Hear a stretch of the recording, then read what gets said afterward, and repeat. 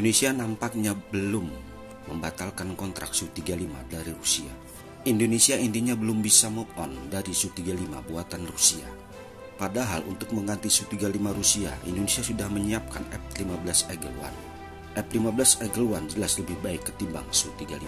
Ya betul, kalau bicara untuk masalah kualitas, bisa dibilang F-15 Eagle One itu memang lebih baik dari Su-35. Namun kalau kita lihat dari kenyataannya bahwa Su-35 sendiri telah menjadi produk yang handal dan terbukti, di mana handal dan terbuktinya ya pada saat Rusia melakukan invasi ke Ukraina dan menggunakan pesawat-pesawat Su-35, dan lihat bahwa produk ini memang sangat berhasil dalam upaya melakukan gempuran-gempuran melalui udara.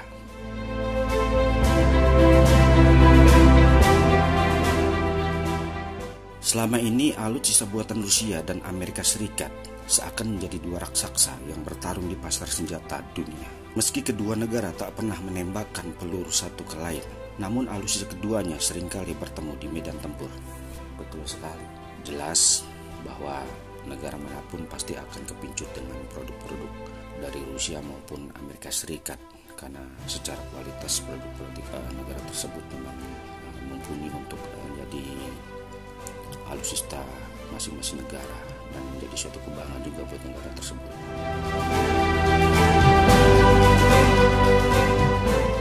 Salah satu contohnya adalah ATGM, Javelin, dan MLRS HIMARS buatan AS berhasil mematahkan serangan kavaleri Rusia. T-72 dan T-80 hingga T-90 jadi santapan empuk Javelin dan NLAW. Maklum saja MBT Angkatan Darat Rusia di Ukraina warisan dari Perang Dingin.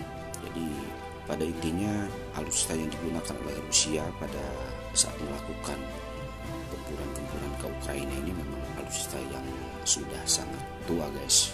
Tank tersebut tank yang pernah digunakan pada saat Perang Dunia Kedua, jadi warisan Perang Dunia Kedua yang direvisi kembali, dan pada saat Rusia melakukan invasi ke Ukraina, tank tersebut digunakan lagi. Secara modernisasi tersebut kalah dari alutsista Amerika Serikat. Secara teknologi kalah dibanding senjata barat, dikhususkan menghabisi kendaraan lapis baja buatan Soviet. Rusia memang seakan ogah beranjak dari doktrin Uni Soviet. Rusia mengerahkan berbagai macam alutsista dalam jumlah amat banyak ke Ukraina. Namun banyak mereka yang hancur atau ditinggalkan begitu saja karena kekurangan logistik hingga perawatan. Jumlah alutsista yang terlalu banyak dan ujur menjadi alasan kenapa Rusia hingga saat ini mengalami kemunduran di Ukraina. Rusia minim mengerahkan alutsista buatan masa kini di Ukraina. Ya, seperti yang sudah kita lihat guys, bahwa alutsista yang digunakan Rusia dalam melakukan invasi ke Ukraina memang terlihat banyak alutsista yang sudah tua guys. Alutsista zaman-zaman dulu kembali digunakan lagi untuk melakukan invasi ke Ukraina. Jadi ini yang menyebabkan alutsista tersebut mengalami gagal baik dalam menggunakan maupun dalam melakukan proses target serangan guys.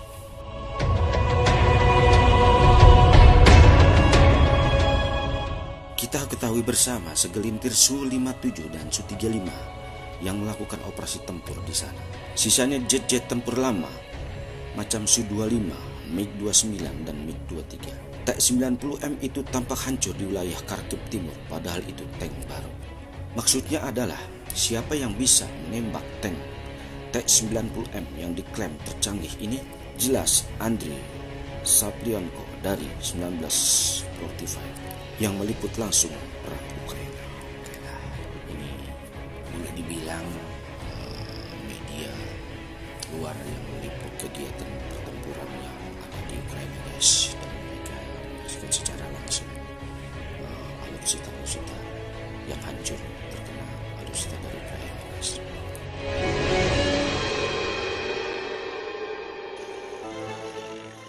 Menyoal alutsista Rusia yang tak sukses digunakan di Ukraina, beberapa Indonesia punya. Misalnya, tank BMP-2. Rusia dan Ukraina sama-sama memakainya di sana. Kemudian Su-27 atau Su-30. Lagi-lagi Rusia juga memakainya. Helikopter Mi-35 dan Mi-17 juga sama digunakan oleh Indonesia dan Rusia. Indonesia memang nampak doyan menggunakan alutsista made in Rusia. Akan tetapi adanya ancaman sanksi CAATSA membuat Indonesia harus hati-hati dalam hal ini. Ini satu strategi perdagangan yang digelontorkan oleh pihak Amerika Serikat. Apabila Indonesia membeli alutsista dari luar lain selain dari Amerika Serikat, maka Indonesia akan dikenakan sanksi gas.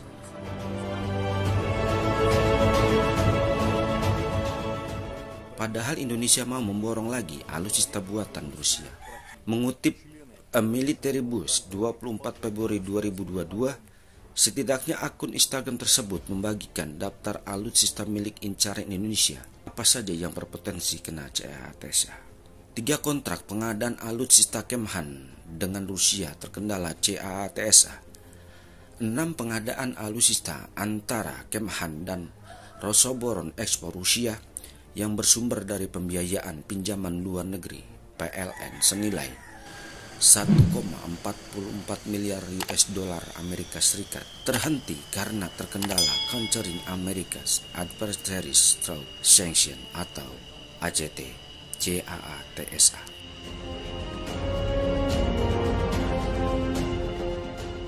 CAATSA adalah sarana pemerintah Amerika Serikat untuk menekan negara-negara sekutunya dengan dalih melawan musuh negara yang notabene adalah Rusia. Bentuknya adalah memberikan sanksi seperti melarang transaksi finansial, menghentikan bantuan hingga pencekalan visa bagi individu pada negara-negara yang membeli alutsista buatan Rusia. Keenam kontrak tersebut adalah sebagai berikut.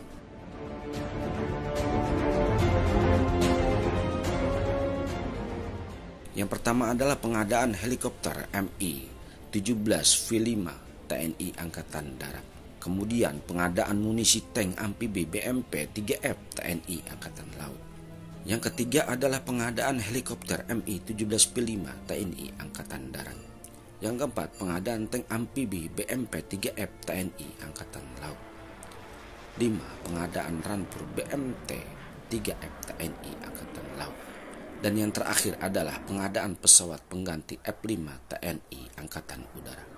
Atas kontrak pengadaan munisi tank amfibi BMP-3F, TNI Angkatan Laut telah menerima barang sebesar 2,99 juta US dollar Amerika Serikat, papar Military Bus.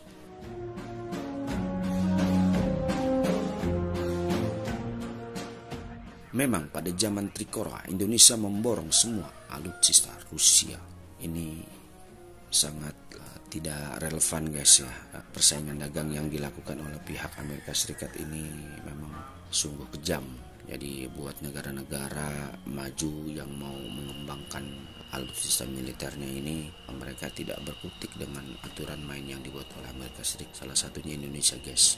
Kalau sampai kita membeli alutsista dari Rusia, kemungkinan kita akan mendapatkan sanksi berupa embargo guys.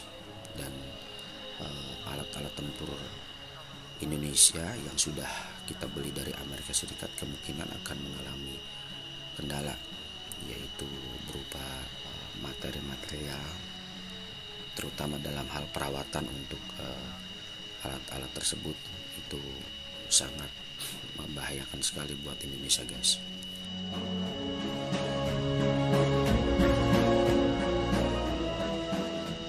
Kini Indonesia mungkin akan memulai lagi aksinya membeli senjata lumayan banyak dari Rusia. Jika CAATSA tak ada, maka yakin Indonesia sudah membeli banyak sekali alutsista dari Rusia. Dubes Indonesia untuk Rusia, Josh Tavares, baru-baru ini menjelaskan seluk-beluk pembelian Su-35 Indonesia. Ia mengatakan kontrak Su-35 belum dibatalkan. Jadi intinya pesawat tempur siluman yang akan kita beli dari Rusia ini secara maklumat belum ditutup guys. Jadi masih tetap berlanjut meski sempat terhenti karena ada aturan dari Amerika Serikat itu guys.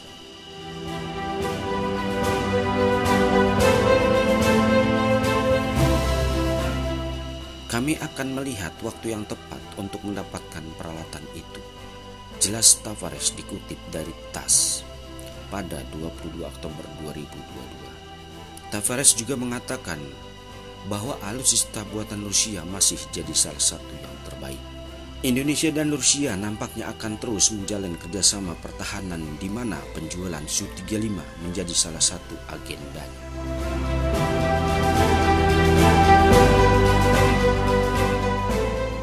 Oke Mas Bro, gimana menurut kalian? Apakah Su-35 ini akan jatuh ke pangkuan Ibu Pertiwi meski terbayang-bayang dengan sanksi-sanksi Amerika Serikat yang bikin jengkel itu? Kita lihat saja sampai di mana upaya Indonesia dan Rusia menjadikan jet tempur Su-35 ini menjadi milik Indonesia dan tiba di Indonesia. Oke Mas Bro, terima kasih atas waktu dan kunjungannya. Jangan lupa dukung channel kami dengan cara like, share, and subscribe. Terima kasih.